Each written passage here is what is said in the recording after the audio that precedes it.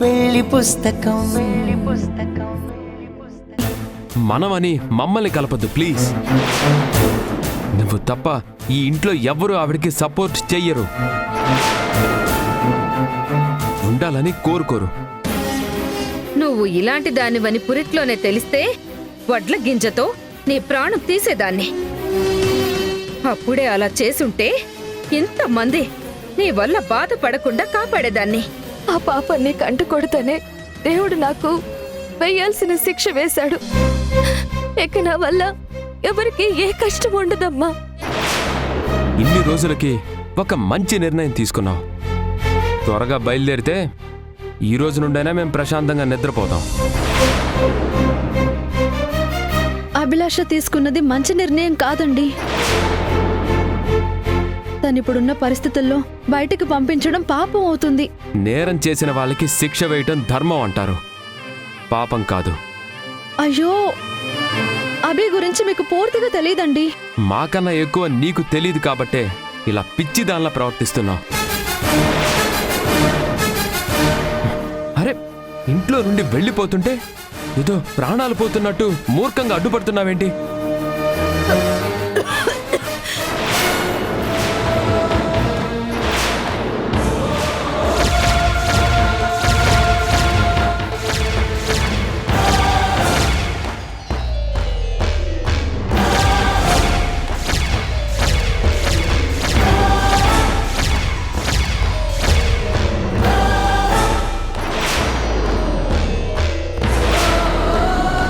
అభి అభి అభి అభి అభి ఏమైంది?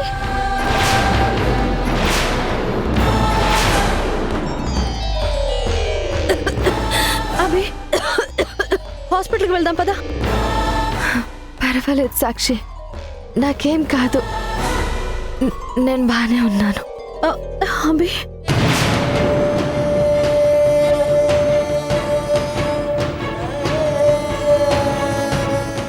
నందు, నేను చేసిన తప్పులకి సాక్షిని తిట్టొద్దు. నా తప్పులకి సాక్షి మంచితనాన్ని నిందించొద్దు. నీకు దూరం అయ్యే ముందు నేను అడిగే ఆఖరి కోరిక ఇదే. సారీ సిద్ధు, నా వల్ల అందరికన్నా నువ్వే ఎక్కువ బాధపడ్డా. అమ్మనై ఉండి కూడా నీ చేత మా అమ్మ అని పిలిపించుకోలేనందుకు నా మీద నాకే అసహ్యంగా ఉంది.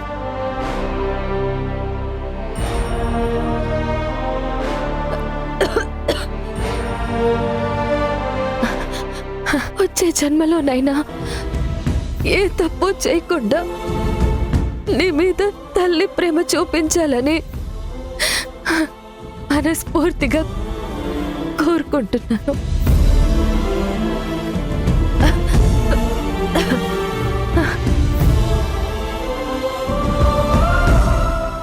మళ్ళీ ఎప్పుడు కలుస్తానో, నిన్ను పిలుస్తానో లేదో, ఒక్కసారి ప్రేమగా అమ్మా అని పిలవాలనుందమ్మా. నేను మంచి కూతుర్ని కాకపోయినా నువ్వు మాత్రం అమ్మ రూపంలో ఉన్న దేవతవి. భారతి గారు, ఇన్ని రోజులు మీ అమ్మాయికి అబ్బాయికి మధ్య అడ్డుగోడలా మారాను. ఇక నుండి నేనే కాదండి, వాళ్ళ సంతోషానికి ఏ అడ్డంకి ఉండదు.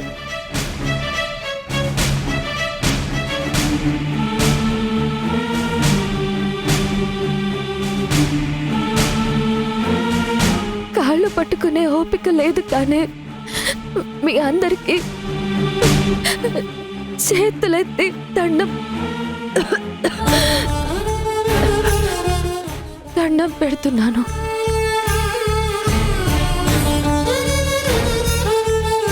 నా వల్ల బాధపడిన ప్రతి క్షణానికి, తెలుసో తెలియకో చేసిన ప్రతి పొరపాటుకి ఇవే నా ఆఖరి క్షమాపణలు.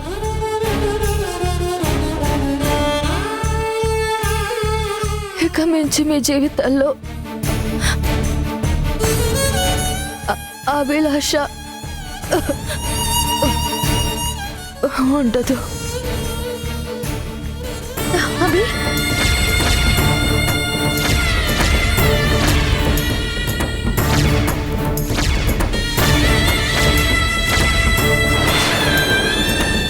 అభి,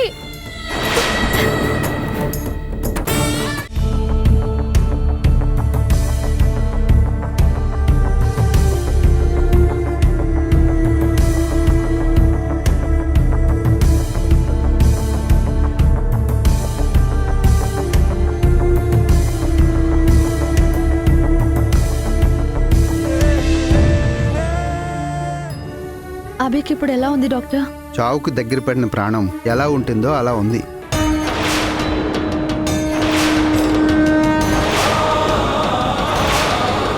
చావేంటి? ఏమైంది? అదేంటి అలా అడుగుతున్నారు? మీకు తెలీదా? ఈమెకి క్యాన్సర్.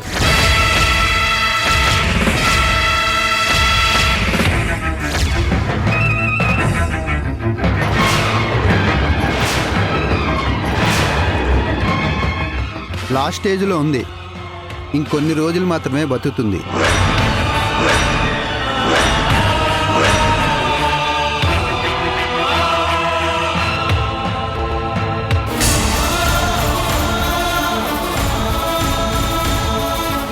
పోయే ప్రాణాన్ని ఆపలేం, కానీ మానసికంగా ఏ సమస్య లేకుండా చూసుకోమని నేను చెప్పాను కదమ్మా. ఇలా టెన్షన్ పెట్టేలా ఉంటే ఇక్కడికి తీసుకురావడం ఎందుకు?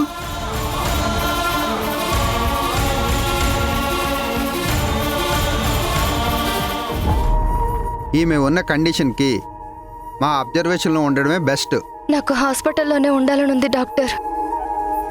చేరదీసిన మనిషిని కష్టపెడుతూ ఇక్కడ ఉండడం ఇష్టం లేక బయలుదేరుతున్నప్పుడే ఇలా జరిగింది.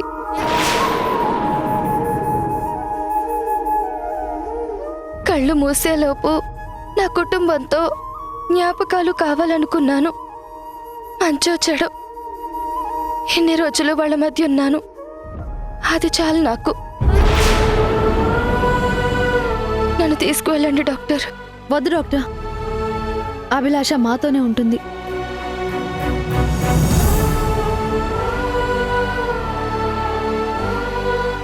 మళ్ళీ ఇలాంటి సిచ్యువేషన్ రాకుండా నేను కేర్ తీసుకుంటాను. ఇంకొకసారి రిపీట్ అయితే నాకు ఫోన్ చేసినా ప్రయోజనం ఉండదు. మీరు అది గుర్తుపెట్టుకోండి. ఉంటాను.